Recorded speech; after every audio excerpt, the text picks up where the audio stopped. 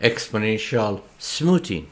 We have already talked about the first technique in time series analysis, moving average, and now we go to exponential smoothing, which indeed is a weighted moving average. In exponential smoothing, we assume that forecast for the next period is equal to forecast for this period plus a fraction of the gap between actual and forecast that we have observed in this period. And that fraction is shown by alpha, and alpha is something between 0 and 1. We can manipulate this equation and write it like this, and then we can put f's together and a together, and we can get out with this equation. So when it goes to exponential smoothing, we may use this formula, or we may use this formula. I personally like the last one. So in the rest of my lectures, I use forecast for next period is equal to 1 minus alpha times forecast for this period plus alpha times actual for this period. And now let's go to work. We have this data. It is here from period 1 to period 24.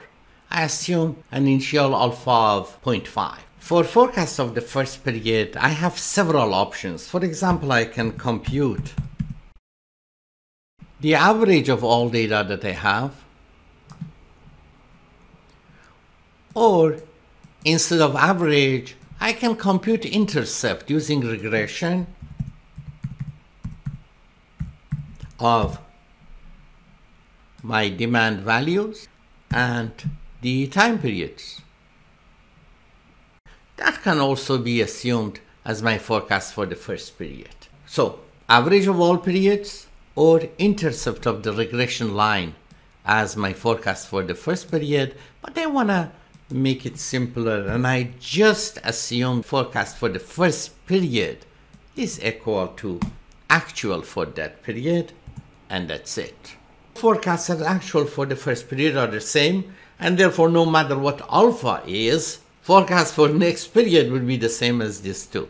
Equal to 1 minus alpha, and I have typed alpha here, which is 0.5, and I like it because I'm going to copy it down. Always 1 minus alpha, 1 minus beta, 1 minus gamma in all other types of exponential smoothing forecasting techniques that we will discuss. 1 minus them will be multiplied by forecast. They themselves will be multiplied by actual. And usually the first part of the equation is easier to compute. So let's conventionally learn from now on that we first use 1 minus something time forecast, and then that thing by itself times actual. So I have 1 minus alpha, and I multiply it by forecast plus alpha, and I like it because I need to copy it down, multiplied by actual. Because these two are the same for the first period, period 2 forecast is equal to actual and forecast for period 1, but things start changing as I copy it down. Therefore, for the last period here, 1 minus alpha times forecast for the previous period plus alpha times actual for the previous period. And then I can copy it down, and that would be my forecast for period 25.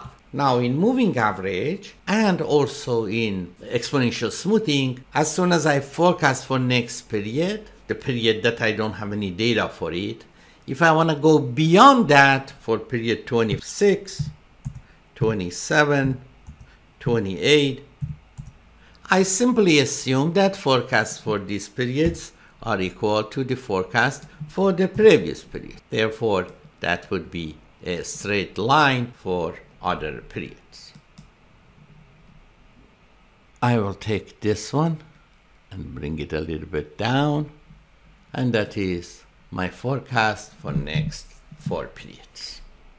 Now we continue computing everything exactly the same as we computed them for moving average. Error is the gap between actual and forecast. Absolute value of error equal to abs square of error.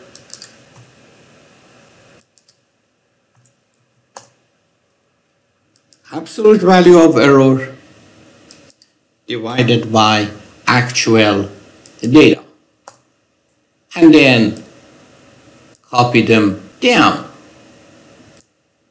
Now we need to compute MAD, MSE, and MAPE. As long as we use mixed referencing, we can compute one and copy to the right. How?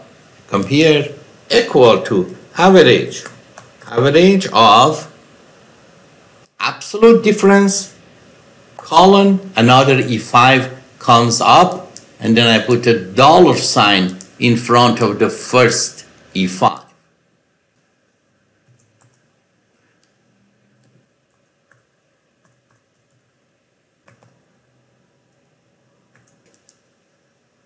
From E5 to E5, but the first E5 is, the first 5 is absolute. And this is for all of them. This is the average of all component of this column.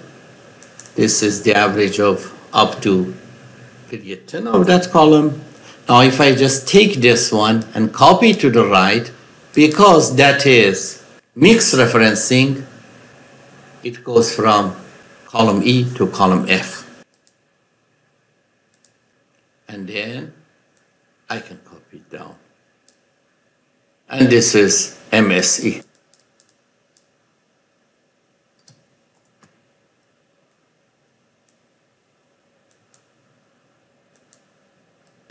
And then I can also copy to the right.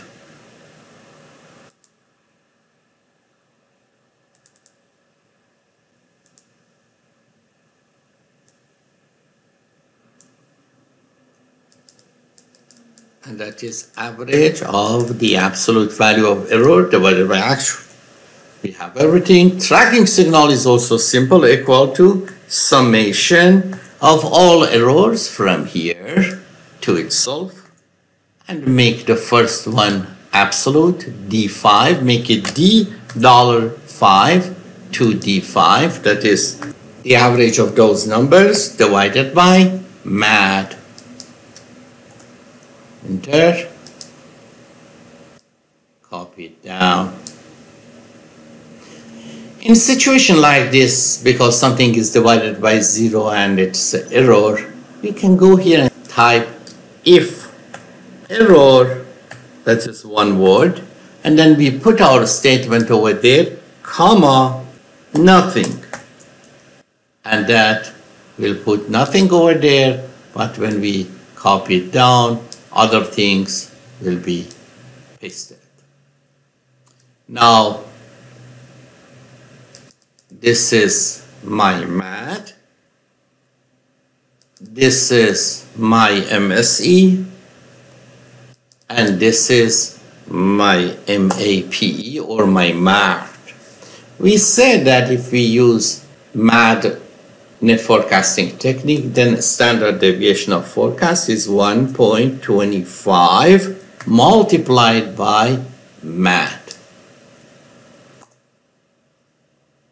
If we compute MSE, then standard deviation of forecast is equal to SQRT of MSE.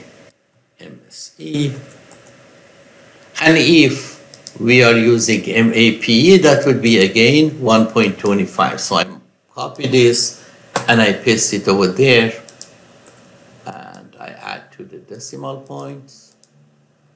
Therefore, my forecast for next period is this much, 15,894, and the standard deviation of forecast, if I am using MAD, it would be 1155. If I am using MSE, it will be 1158. And if I am using MAPE, that would be 0.079 of the forecast that I have. Now let's see how can we compute the best alpha. I type 0 here, and I type 0.1 here. Then I come here and I type equal to this 0. Then for M6, I will type equal to what is in the previous cell plus this increment, which in this case is 0.1, and I lock the increment. So that is 0.1. Now if I copy it down, 0.3, 0.4, 0.5, 0.6, 0.7, 0.8, 0.9, and 1, have all these numbers. Then I'll go here, 1 to the right of this cell, and 1 to the north. I go over there, and I type my measure of effectiveness. I can type MAT, or MSE, or MAPE. I'll select MAT. Click on it. Then I come here and I mark all these components. So the whole rectangle is now marked. Data. What if analysis? Data table. Do you have one variable or two variables? I have only one variable, and that is my alpha. Is it typed in a row or in a column? It is typed in a column. So I click. It is typed in a column. And what is it? It is alpha. Okay? And this table is filled. MAD is computed for all values between 0 and 1, and that is what I want. Then I come here and I type equal to minimum of these numbers. Then I'll go and mark this column. I go to conditional formatting, home, conditional formatting, highlight, equal to. And I say if it is equal to this one, paint it. Okay, now it is painted. Based on what is painted here, I know this was the minimum of these numbers, minimum MAD, and therefore I know my minimum is here around 0.3. So I'll go and change that one, something before 0.3, 0.25 for example. And this one, instead of 0.1 increment, I make it 0.01 increment. And now I know it is around 31. So I'll go here and I type 0.305. And then I make it 001. You see, with 3 decimal points, now I have the best alpha. I can use up to as many as decimal point I want. There is another technique which helps me to find optimal alpha. Data solver, please look at my mat. You can click on here or down there, as long as they are mat and the same mat. Okay, look at that. By changing, here I should be very careful to click on the alpha that I have used. I cannot click on something else. So my alpha was here. By changing that alpha, minimize my mat. And also make sure this alpha is less than or equal to 1. And make sure that alpha is greater than or equal to 0, because you want it between 0 and 1. Okay? Solve. Okay. 0.314, 0.314. So we learned 2 procedures to compute optimal alpha. This is an alpha which minimizes MAD. Instead of MAD, I could have typed MSE here, and then I would have found the minimal MSE over there. 0.1. So it's around here, and then I can continue the same way as I did it before. I can also type MAPE here and then look where is the best alpha. The alpha that I get for the three procedures are not exactly the same for many reasons. One of them is non-linearity of their function. But they will be reasonable. All of them will try to minimize to find an alpha. All of them will try to find an alpha to minimize that measure of effectiveness. I think I covered everything we needed here. Thank you very much for attending this session.